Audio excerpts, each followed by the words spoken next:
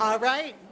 Good afternoon, everyone. Thank you for joining us. I want to thank my colleagues with the Democratic Women's Caucus, to all of our Democrats on the Oversight and Judiciary Committee, and for all you are doing to build a world free from abuse and exploitation.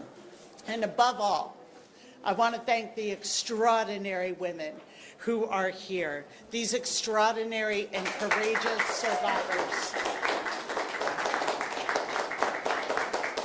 Thank you for continuing to speak out, for refusing to be silenced or ignored. Through their courage, we are building a safer future for all of our children. And we will continue to stand with them. All of our elected leaders should be standing with them and fighting alongside them. But what have we seen instead from the President of the United States? He tells us to move on, to get over it, to forget about it, and look away. And tonight, we are prepared to hear more lies, more deflections, more distractions, everything but the truth that the American people expect and that these brave survivors deserve. Let me be clear to Donald Trump. This is not going away. These survivors and all of us are not going away. This is an issue about who we are as a people, who we are as a country. Is this a place where billionaires can get away with abusing children? Or are we a country of laws, of accountability, of basic morality? We reject the rotten corruption at the heart of this broken administration. We will not stand for their lies and for their cover-up. We will stand with these women until they get the justice that they're owed. And I am so proud to be here with all of you and to turn this podium over to a champion for justice, Congresswoman Pramila Jayapal.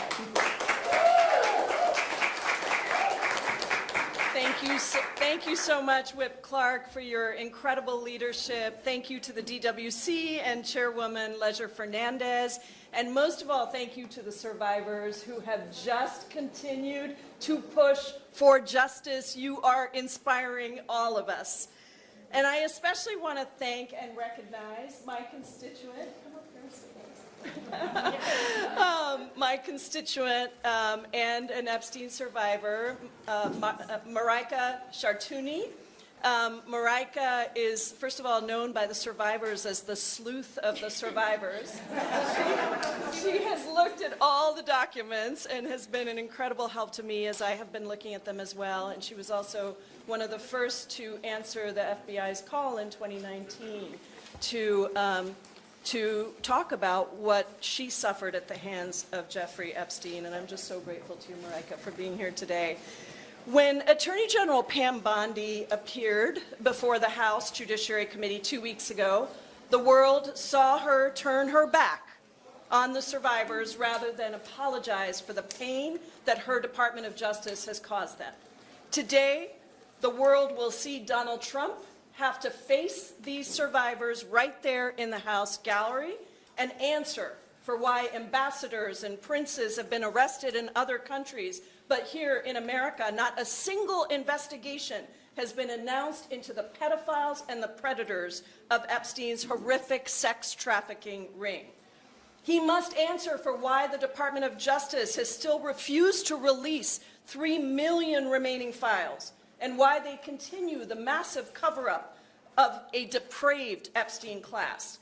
He must answer to the people across the country and the world who see that powerful predators in government, academia, finance, and law have all been part of abusing and raping young girls and joking about it with zero accountability. No, Donald Trump, this is not a hoax. We are not moving on from this. You have not been exonerated, nor have any of these predators. We are here today, many of us in white, because women know what it means to be silenced, dismissed, and pushed back, and we are not going to stand for it. These survivors, as Lauren said to me, are shaking the earth with their strength. And because of them and the public that is standing up with and for them, we see the cracks emerging. We demand investigations right here at home into predators like Leon Black, Steve Tisch, Jess Staley, and so many more. These courageous survivors are going to show that tonight is about their strength, about the strength of those across the country who understand that without justice, there can be no progress. So tonight is about our movement that will not stop until we get truth, transparency, and real accountability. And now, let me pass it over to our wonderful ranking member of the Judiciary Committee, Jamie Raskin.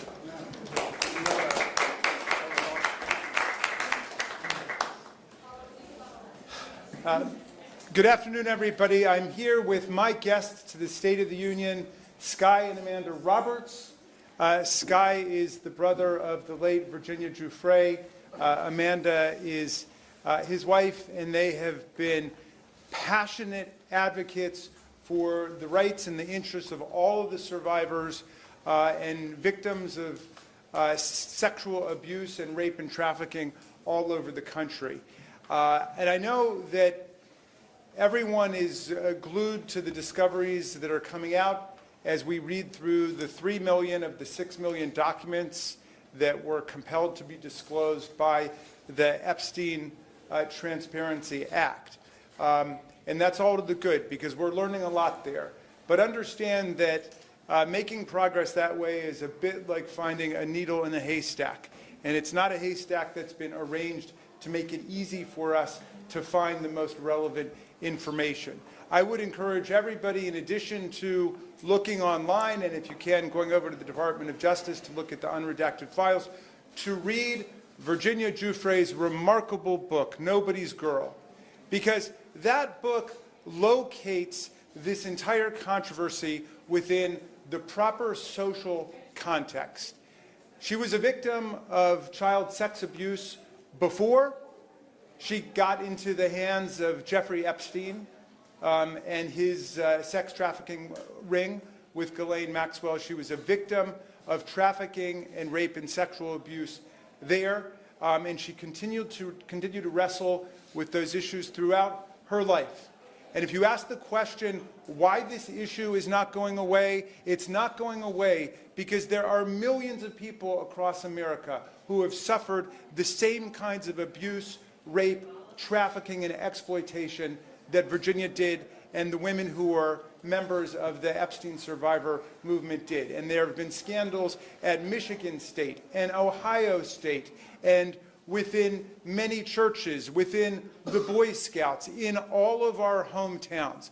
That is the social basis for this movement and why Donald Trump is not going to be able to sweep it under the rug. This is why, despite all of her stony cold indifference, Pam Bondi is not going to be able to make this go away.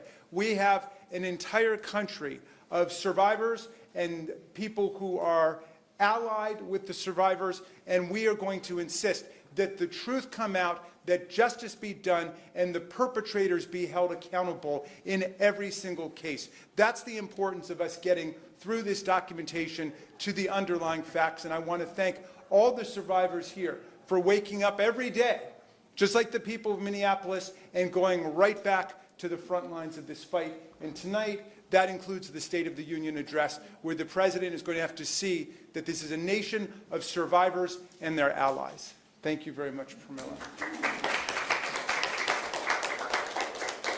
And now Sky and Amanda Roberts.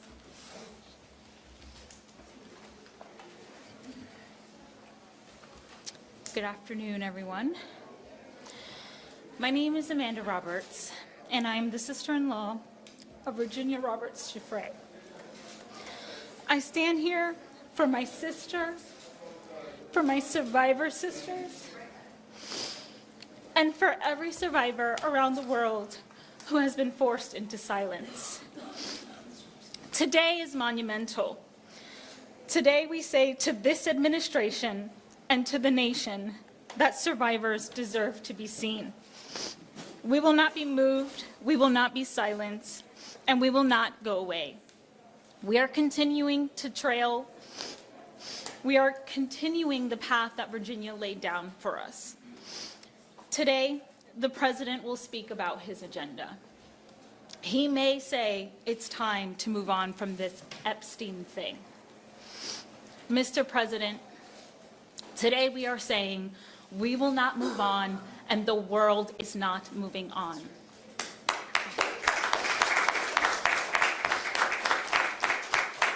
The world clearly sees the pattern in how this administration has treated survivors with disgrace, contempt, and dismissal. But I want to speak directly to the American people. This moment is about all of us. The state of this union, the state of survivors, and the state of our country.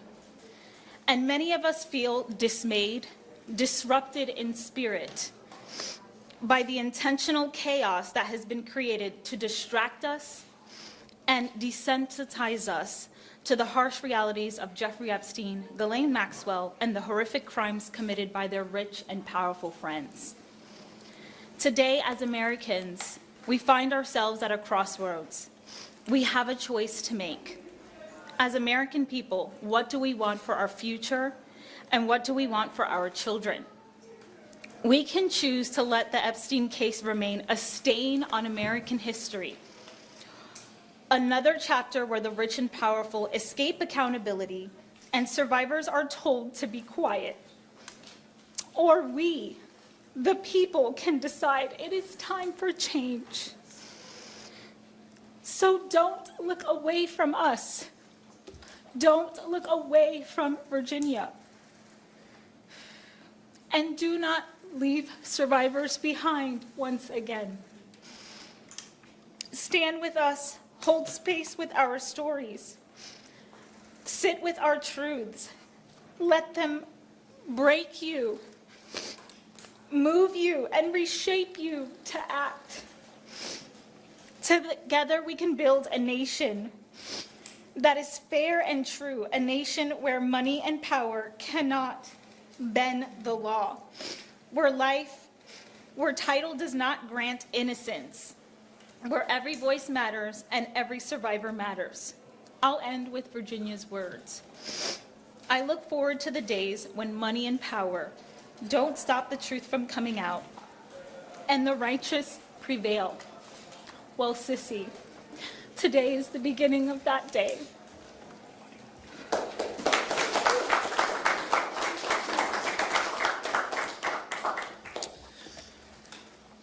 Hey everyone, my name is Sky Roberts and I am the brother of Virginia Roberts Giuffre. There are moments in a nation's life where we are tested, not by our words, but by what we are willing to confront. Today we stand at one of these moments. America is at a crossroads.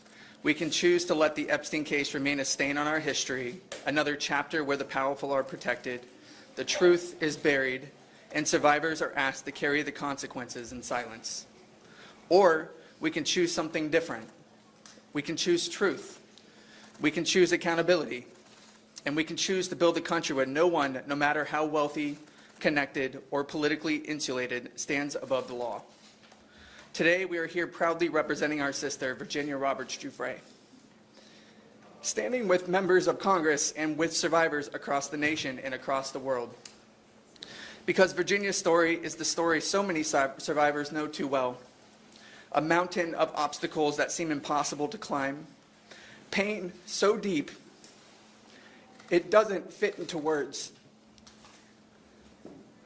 And a system that too often makes the survivor carry the burden instead of the perpetrator.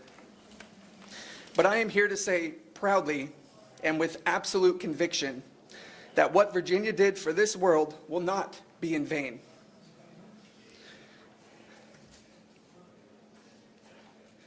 She may have left this earth, but her soul is still here. It lives in every survivor who decides to speak. It lives in every victim who is still finding their voice. And it lives in every person who refuses to accept a country where exploitation is met with impunity. Virginia did not just survive, she fought. She pushed back against a culture of silence. She forced the world to look at what it wanted to ignore. And she proved what happens when an ordinary person decides they will not be erased. So today, I invite the world into this community, not as spectators, but as participants. Because on days like this, we may hear powerful voices try to distract us, to divide us, to turn accountability into politics, and truth into a talking point. But I want to speak directly to the families and communities watching, the brothers, the mothers, the sisters, and the fathers, every person who loves someone who has been harmed. Choose unity, choose love, and choose the courage it takes to stand with survivors, not only when it is easy, but when it is expensive, when it is uncomfortable, and when it challenges powerful people. Virginia had a deep passion for bringing people together. She had a deep love for her survivor sisters. And she had a deep love for the millions of victims and survivors around the world who may never be known by name and whose lives matter just the same. To say she trailblazed through obstacles is an understatement. Virginia helped build a road for survivors to walk toward truth, toward dignity, toward justice, and we are here today to carry her torch down that road. We are asking Congress, the public, and every institution with the power to act to carry that torch with us. And that brings me to why we are here, not only to speak, but to demand action. If we truly believe survivors deserve more than sympathy, if we truly believe justice should not depend on status, then we must put it into law. That is why we are calling on Congress to advance Virginia's law. Virginia's law is about saying clearly that the rules that protected abusers and traffickers for decades will no longer stand. It is about closing the gaps that powerful people exploit. It is about strengthening accountability so survivors are not forced to fight alone for years against the machine built to wear them down. It is not vengeance, it is not protection, it is prevention, and it is justice. And to anyone who thinks this moment can be reduced to a headline or a media cycle or even a Super Bowl moment for political theater, let me be clear.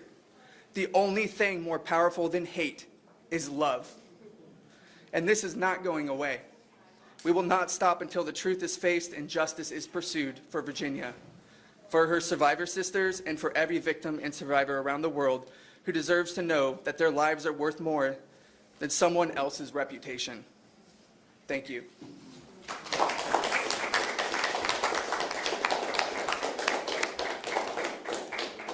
Sky and Amanda, thank you so much. Thank you for bringing Virginia right here with us, and we will see her and carry on her legacy. I now have the great privilege of introducing my friend from across the Capitol complex, Leader Chuck Schumer.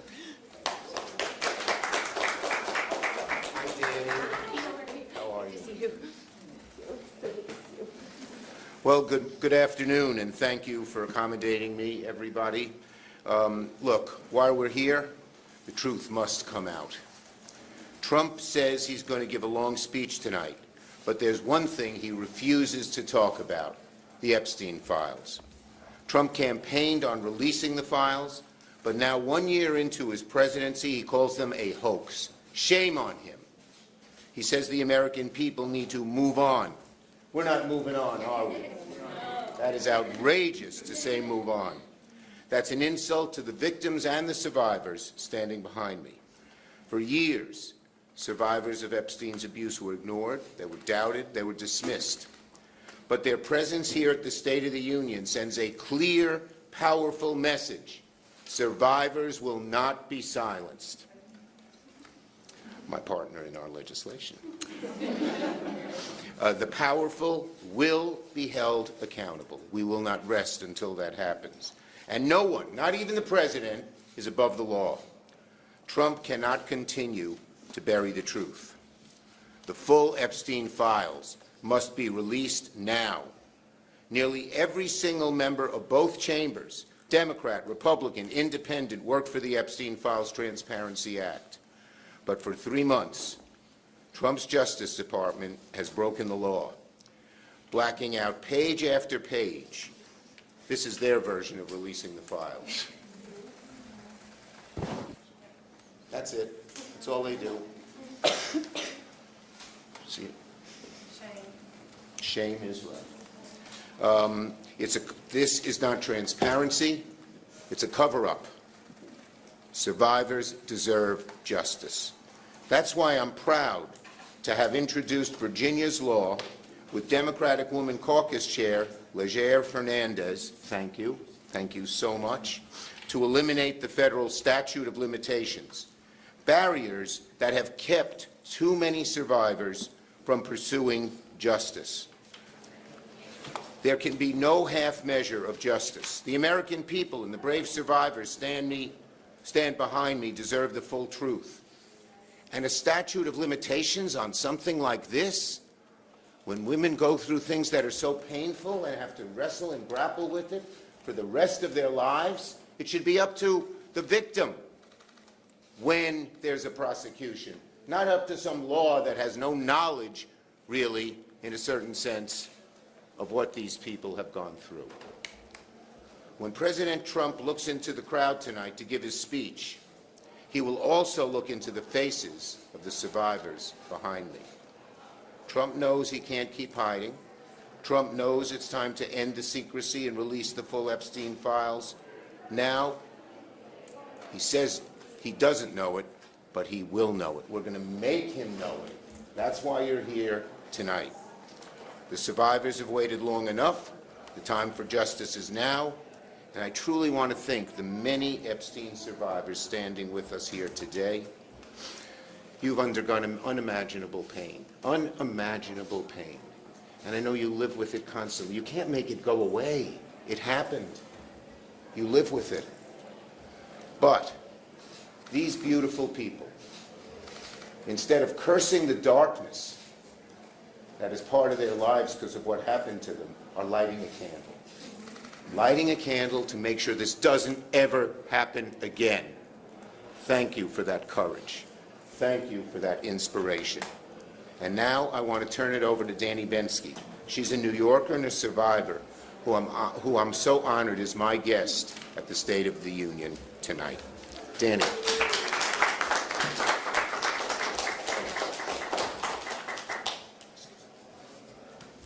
Thank you, Senator Schumer. I just have to lower this. So I'm an Epstein survivor from 2004, 2005. I was 17 years old when I met Jeffrey Epstein. Back then I was a teenager, but I was really a child. I was looking for an adult to help protect me from what felt like monsters, only to find that the monster was him all along. Now I look to the government for help, and they're no better. Gaslighting and manipulating victims, the same tactics as Jeffrey and Ghislaine. The DOJ assures us that they're focused on our safety, but only to exploit us further. There are two cases happening here, two cases of abuse. The first case is one that we endured while we were ensnared in the largest sex trafficking ring that this country has known to date. And the second is the abuse of our government. They're covering everything up and protecting power, not the young and the vulnerable. As we prepare to attend the State of the Union, survivors and this country have so many questions that need to be answered. The first one is, where are the rest of the files? The truth must come out. Why are there no investigations when there are plenty of people in these files to investigate? Have we read them?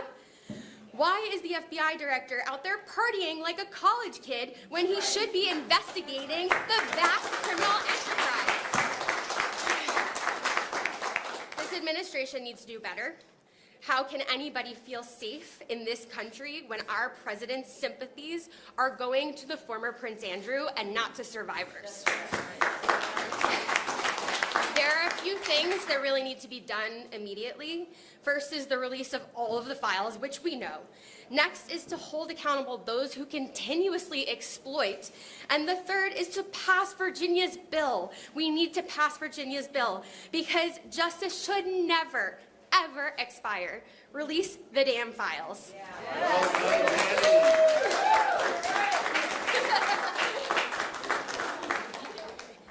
Thank you, everybody.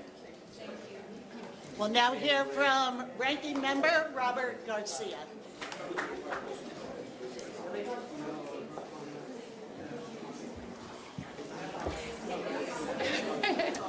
Hey, everyone. I'm going to just make a few comments, and I just wanted to start by saying that it is always an honor and to just be here with the courage of Annie.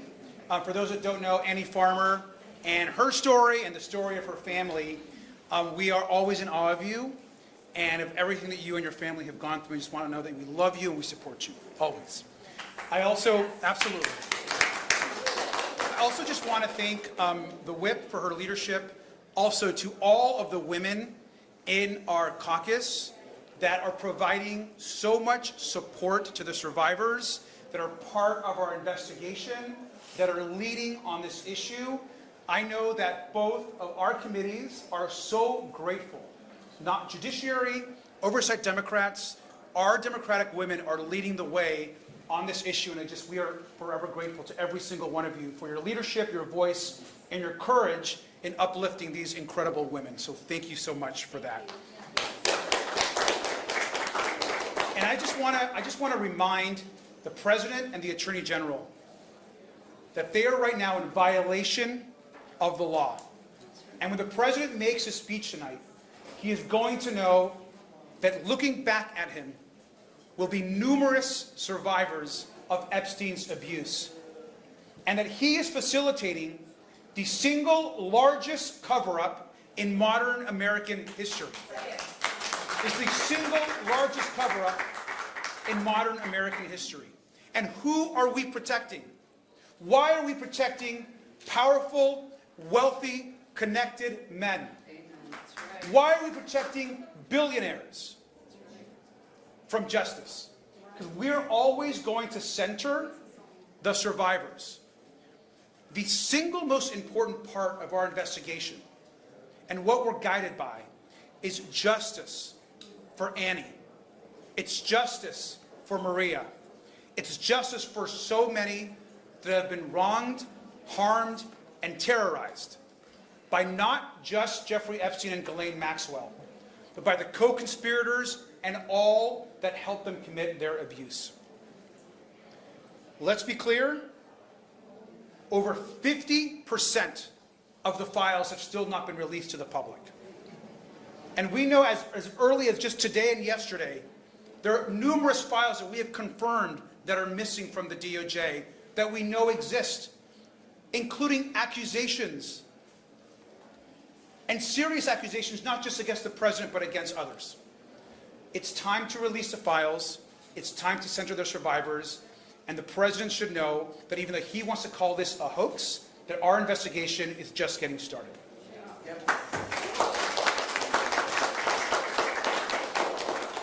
Thank you so much, Congressman Garcia.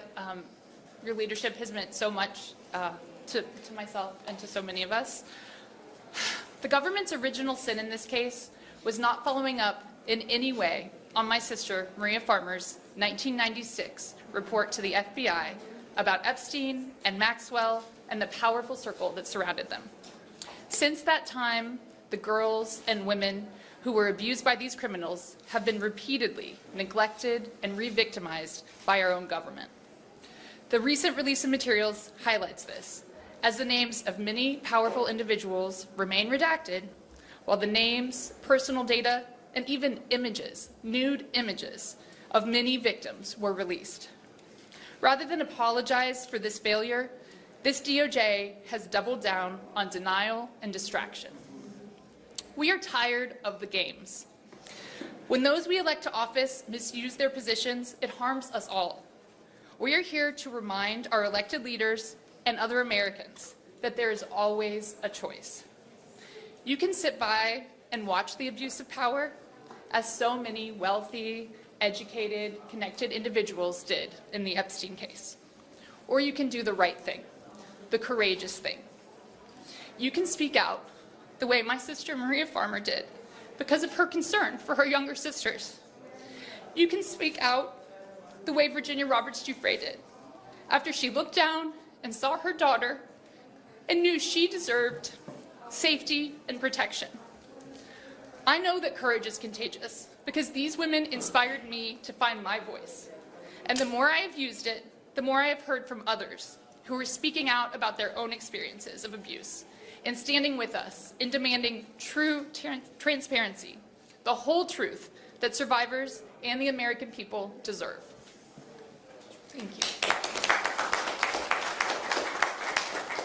Now we'll hear from Rep. Maxine Dexter.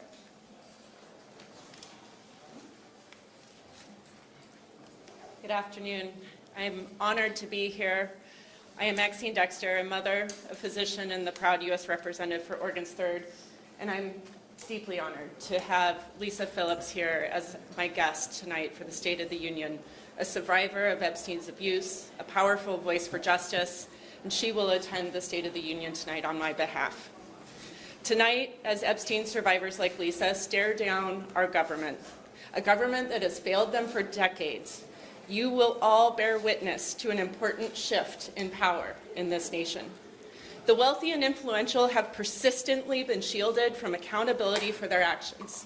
This has certainly been true for the Epstein class of abusers. This exclusive, twisted club has gone to great lengths to protect their own, to bury the truth, and to perpetuate harm to young girls and women across the world. Not anymore.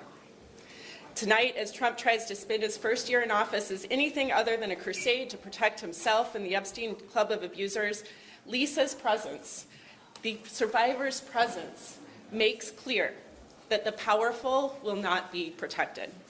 It is due to the persistent courage and resilience of survivors that abusers will be held accountable and brought to justice. Accountability means the Department of Justice fully investigates and prosecutes the crimes disclosed in the Epstein files when we get to see them. I was there just a few hours ago. There's hundreds of papers that are completely blacked out still.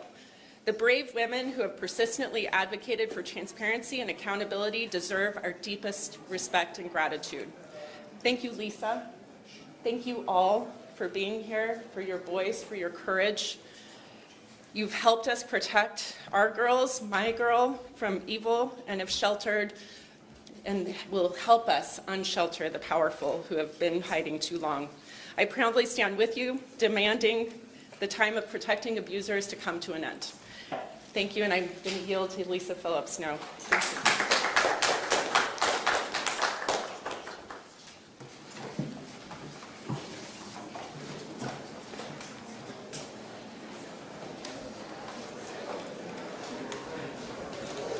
Good afternoon. I'm Lisa Phillips, and I'm a survivor of Jeffrey Epstein and his world. I want to thank Congresswoman Dexter of Oregon for inviting me to be here today. It's such an honor. I always get emotional because every time I look at my survivor sisters behind me, I am reminded that they represent at least 200 victims. I don't want you guys to forget that. So when I stand here, I do not stand alone. I represent hundreds of faceless, nameless survivors. Some I have had the honor of knowing and supporting over the last few years, young women and girls who were never given a voice. My survivor sisters and I have come to Capitol Hill many times this past year, as you know, and we will keep coming back again and again until all the Epstein files have been released, because accountability is impossible without full transparency. Those of us who lived through the horrors of the Epstein world have always known this was never just a story about one powerful man. It was never just a crisis of wealth and privilege in America. It is and always has been a global crisis of corruption. We are only beginning to understand the depth and breadth of it, and the question remains, how many more powerful figures on the international stage will be named when the remaining files are released? The world deserves to know.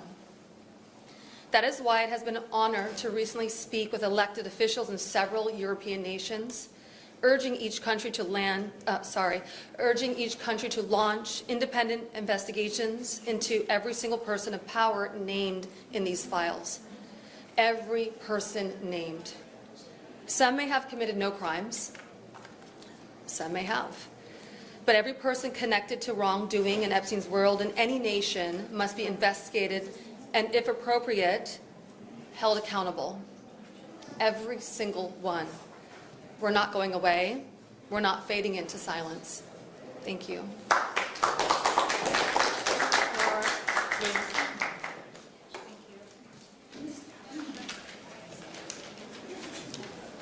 Hi, my name is Laura Bloom McGee.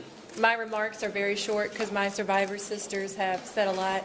I want to thank Congresswoman, I believe she just stepped out, Julia Brownlee of California, that graciously invited me here from Arkansas. I have not heard from any of our leaders from Arkansas, so thank you, Congresswoman Brownlee. Speaking out about sex trafficking saves lives. Being here with my sisters has helped save mine. This has never been about politics. It's about little girls and young women who have and continue to be exploited by the powerful. Justice should be non-negotiable. Transparency should be non-negotiable. Integrity should be non-negotiable. No one should escape accountability. We will continue fighting for independent investigations and prosecutions as the evidence warrants. We will not be silenced. Thank you. Melanie and Representative Andrea Romero. Melanie, Representative Melanie Stansbury, my hermana. Yes. All right. Whew. All right. Well, good afternoon, everyone. I'm Congresswoman Melanie Stansbury from New Mexico's 1st Congressional District, and I am so deeply honored to introduce to you the original co-sponsor of the Epstein Files Truth Commission in the state of New Mexico, Andrea Romero, the State House Representative. I want to share a few thoughts today as we prepare to enter the chamber tonight to face Donald Trump and to demand justice for not only the survivors standing behind us, but all survivors who have been failed by the U.S. Department of Justice in prosecuting crimes against children and women and boys and people who have been exploited for decades. We are gathered here today to fight for one thing: justice and accountability, and we will not be silenced. We will not move on. And that is why I am grateful to be joined by my guests who will talk about the work that we are doing in New Mexico. But tonight matters more than ever because survivors deserve to be seen, they deserve to be heard, and their presence matters more than ever as the world's eyes are upon us. Because let me remind you that every survivor who is here who raised their hand a couple of weeks ago during Pam Bondi's hearing knows that they have been failed by this administration and many administrations in getting the justice that they so rightly deserve. We refuse to let the powerful hide behind money, power, and influence. And we refuse to remain silent about Donald Trump's hiding about the truth of his own individual investigation. These are the files that the FBI has removed from their public Department of Justice database. The yellow files here are the files that President Trump is hiding. The yellow files here are investigations with a woman who was abused as a minor and who alleged that Donald Trump was her abuser. These are the files that they are hiding, among many millions of more. But I want to just close things out by sharing with you the words of perhaps one of the most important people who cannot be here today, and that is Virginia Giuffre. So let me read you just the closing passage from her book. If you've read this far, I hope my story has moved you to seek ways to free yourself from a bad situation, say to stand up for someone else in need, or to simply reframe how you judge victims of sexual abuse. Each one of us can make a positive change. I truly believe that. I hope for a world in which predators are punished, not protected. Victims are treated with compassion, not shamed. And powerful people face the same consequences as anyone else. I yearn, too, for a world in which perpetrators face more shame than their victims do, and where anyone who's been trafficked can confront their abusers when they're ready, no matter how much time has passed. She then goes on to say, "We don't live in this world yet, but tonight we're here to stand with the survivors to say that we do." And with that, I would like to introduce our amazing State House Representative, Andrea Romero. Good afternoon, everyone. Again, I'm House State Representative Andrea Romero from the District of Santa Fe, and I am the chair of the Epstein Truth Commission. I am honored to stand alongside these courageous survivors today, and I want them to know New Mexico sees you, New Mexico believes you, and New Mexico is taking action. Last week, our New Mexico House voted unanimously to create a Truth Commission, a bipartisan group of state legislators committed to investigate Jeffrey Epstein's crimes in New Mexico, find out what happened at Zorro Ranch, and hold perpetrators and enablers accountable.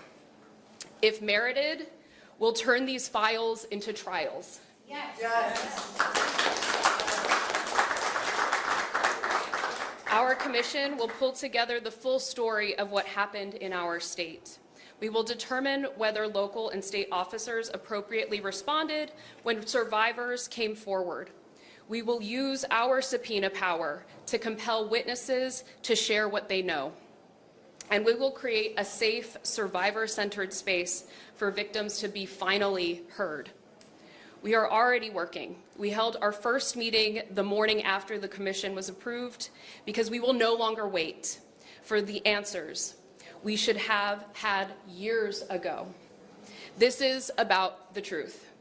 This is about accountability. This is about making sure that no child, no vulnerable person ever has to go through what the survivors standing here today have endured. New Mexico is stepping up for the survivors, for our communities, and for every future generation that deserves to grow up safe.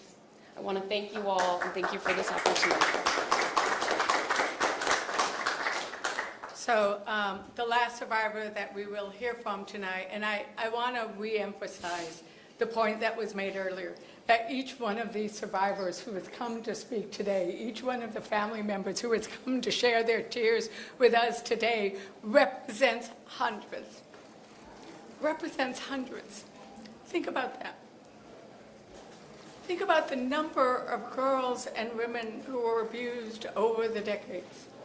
And one of those women is Liz Stein, and I want to thank Mary Gay Scanlon because she is the guest of both me and Mary Gay Scanlon, and she has taken the pain that she endured and turned it into advocacy as she continues to work with survivors and against trafficking.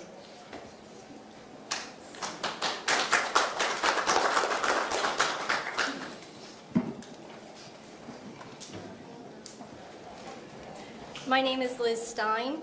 I met Jeffrey Epstein and Ghislaine Maxwell when I was a senior in college, just 21 years old, in 1994.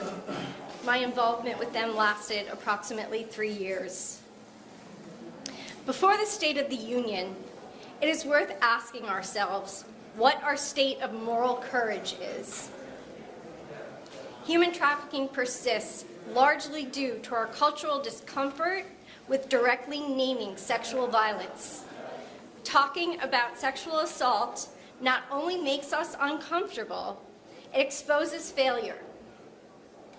It reveals where power has been protected at the expense of the vulnerable. It forces us to confront who is protected in this country and who is not. The crimes of Jeffrey Epstein were not committed in isolation. They were enabled by social, financial, political systems that look the other way. Survivors have been telling the truth for decades, since Maria Farmer first came forward in 1996.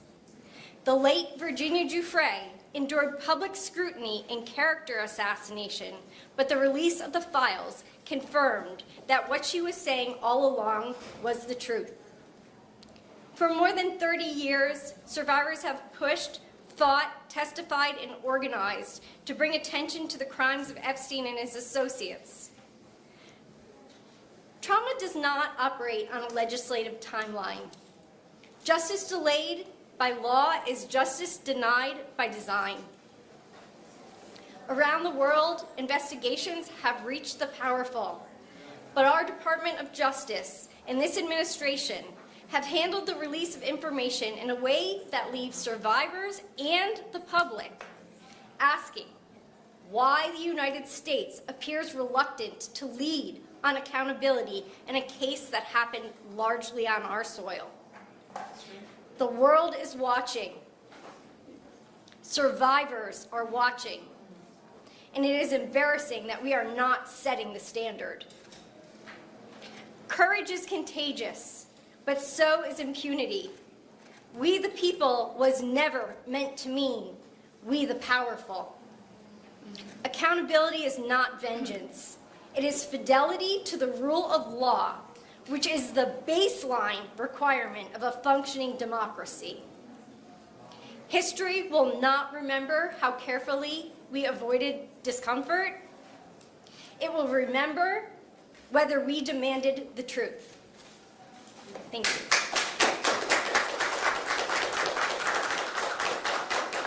So, as we heard today from my colleagues and from the survivors, you know, it strikes me that there were two incredible themes.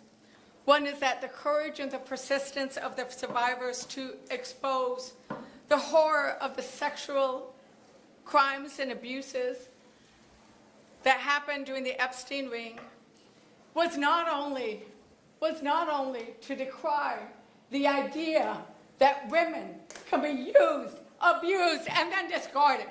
It wasn't only to talk about that pain that I think Americans feel when we see this and why this has rung such a tune. Because we don't want that to happen to ourselves.